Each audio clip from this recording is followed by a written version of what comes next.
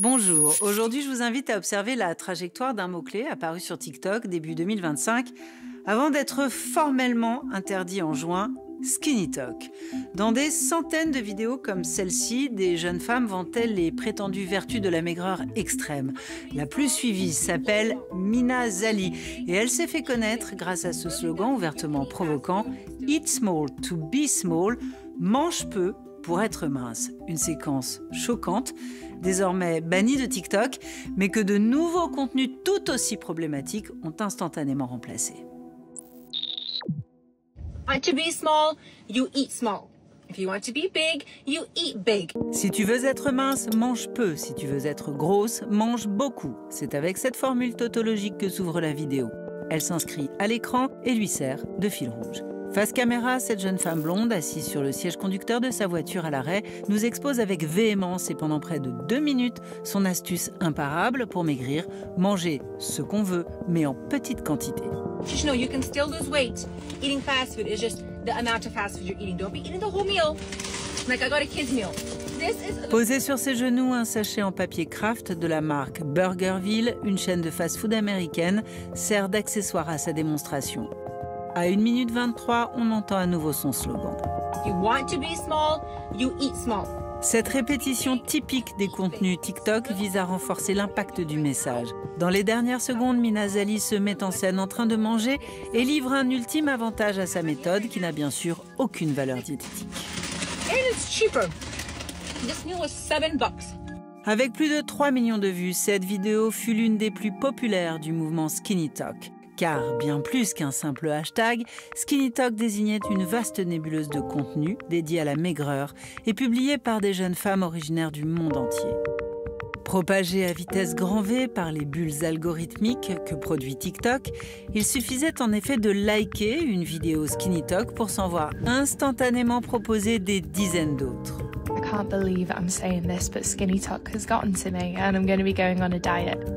Face à ce phénomène qualifié de menace pour la jeunesse par les professionnels de santé, la ministre française chargée du numérique en a fait un combat personnel et réclamé l'intervention de l'Arcom et de la Commission européenne. 3 juin 2025, sous la pression de la France, TikTok a donc supprimé le hashtag SkinnyTalk de sa plateforme. C'est un petit pas, ce n'est pas suffisant, mais ça montre bien qu'on ne lâchera rien. Bien consciente des dérives, la Commission européenne travaille depuis plusieurs mois sur la puissante mécanique des algorithmes. Constance Villanova est journaliste, spécialiste de la culture web.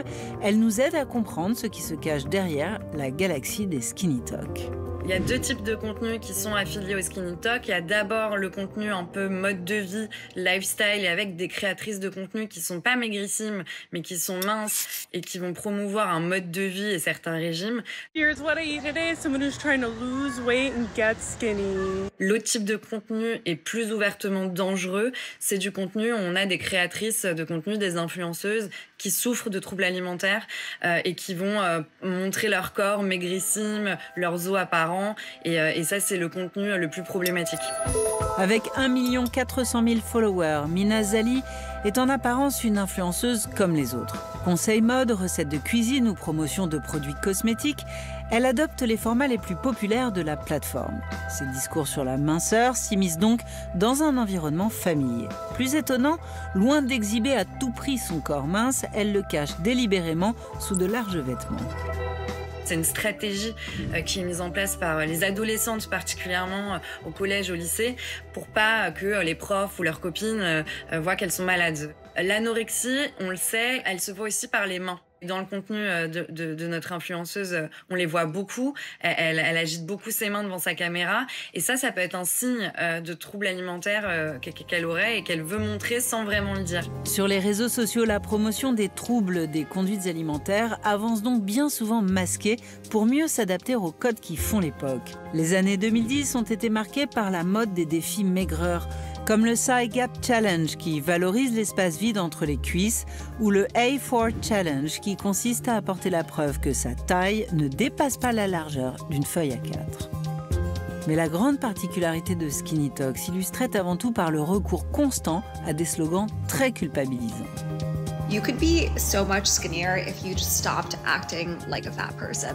La citation « Mange peu pour être mince » de Mina Zali a été reprise comme une bande-son dans plus de 300 autres vidéos, une répétition qui donne le vertige. Want to be small, you eat small. Want to be small, want to be small, want to be small, want to be small, you eat small. Ces phrases-là, ces mantras-là créent une communauté. Elles permettent aux internautes du Skinny Talk de faire corps autour de petites phrases. Elles s'ancrent aussi l'univers du coaching, l'univers du management toxique qui serait plus efficace que quelque chose de doux. Les commentaires de la vidéo de Mina Zali illustrent bien cette mécanique. Loin de freiner l'adhésion, l'agressivité est valorisée au sein de la communauté. « S'il te plaît, hurle-moi ça tous les jours », demande une fan. « Je me fiche qu'on appelle ça toxique. J'ai besoin de conseils Skinny Talk », affirme une autre. Face à de tels comportements, les garde-fous mis en place par TikTok paraissent bien limités. Car si depuis l'interdiction, lorsqu'on tape Skinny Talk, les contenus sont bloqués, il suffit de détourner le mot avec une faute d'orthographe pour que des milliers de vidéos faisant l'apologie de la maigreur redeviennent accessibles. 25 ans avant Skinny Talk, Internet avait déjà été le théâtre d'un phénomène qui valorisait les troubles du comportement alimentaire. Le mouvement Pro-Ana, notamment pour pro-anorexie, qui regroupait des jeunes femmes dont l'ambition était de promouvoir la maigreur extrême et de partager des photos de corps squelettiques. Une esthétique destructrice dont la mise en image a systématiquement caché de nombreux pièges. Entre Skinny Talk et le mouvement Pro-Ana, il y a pas mal de points communs, ce qui fait qu'on a tendance à dire qu'il y a un retour du mouvement Pro-Ana. En fait, ça part exactement du même principe qui est d'encourager les troubles des conduites alimentaires à travers des challenges, des phrases qui deviennent des mantras, qui sont d'ailleurs à peu près les mêmes d'un mouvement à l'autre. Hein. Là où il y a une vraie différence à mon sens, c'est que le mouvement Pro-Ana a été porté par des femmes en détresse, qui parfois s'entraidaient. Là, avec le mouvement Skinny Talk, on écoute des influenceuses qui nous disent quoi faire et qui nous le disent de la façon la plus agressive qui soit. Do not get fat. Do not get fat. Depuis l'Antiquité, un autre idéal de beauté féminine a dominé les représentations en Occident, celui de la Vénus, présentant des rondeurs, mais uniquement sur les parties érotisées du corps, les fesses, les seins, associés à la procréation. Il a fallu attendre le XXe siècle pour que la maigreur s'impose. Cette silhouette en I, qui est vraiment celle du mouvement Skinny Talk, en fait, elle apparaît dans les années 30. Et ce qu'on dit jamais, c'est qu'elle est au départ une revendication féministe. C'est la revendication d'aller travailler. Et pour aller travailler, se débarrasser des jupons, des corsets, des fourreaux, de tout ce qui encombre la silhouette féminine. Cette revendication d'un nouveau corps féminin se poursuit dans les décennies qui suivent et est récupérée à la fin des années 60, au début des années 70. Il y a toute une industrie qui se crée, portée par les médias, par les marques de régime, par les marques de fitness. Try with Weight Watchers Quick Start. Quick Start has helped thousands of people succeed. They lost weight faster in the first 2 weeks. Ça se ressent aussi dans la mode avec tout ce mouvement des mannequins filiformes dans les années 90 avec ce qu'on appelle la mode héroïne chic. La figure phare du mouvement héroïne chic, c'est Kate Moss avec cette phrase « Nothing tastes as good as skinny feels » qui est reprise sur plus de 5500 vidéos aujourd'hui. I'm gonna repeat this again. Nothing tastes as good as skinny feels. Ces dernières années, un mouvement opposé a trouvé un large écho sur les réseaux sociaux, la Body Positivity, qui promeut la valorisation de tous les corps, indépendamment de la taille, de la forme, du sexe ou de la couleur de la peau.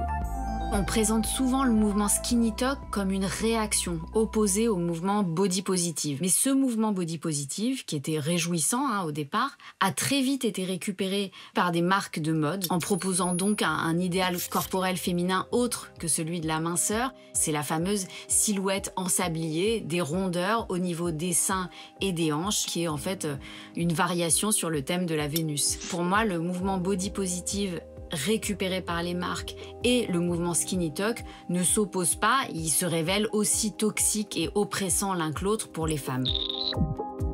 Si Skinny Talk est aujourd'hui officiellement interdit, le fantasme qu'il a fait naître, celui de la maigreur, érigé en marqueur de la validation sociale, est toujours bien vivant. Ainsi, en France, par exemple, un mot-clé, perte de poids, rassemble aujourd'hui 910 000 vidéos, soit 2 fois plus que Skinny Talk. Il aura donc suffi d'un simple changement de hashtag pour échapper à l'interdiction. C'était une enquête de Mickaël Patin pour le Dessous des images. Salut à tous.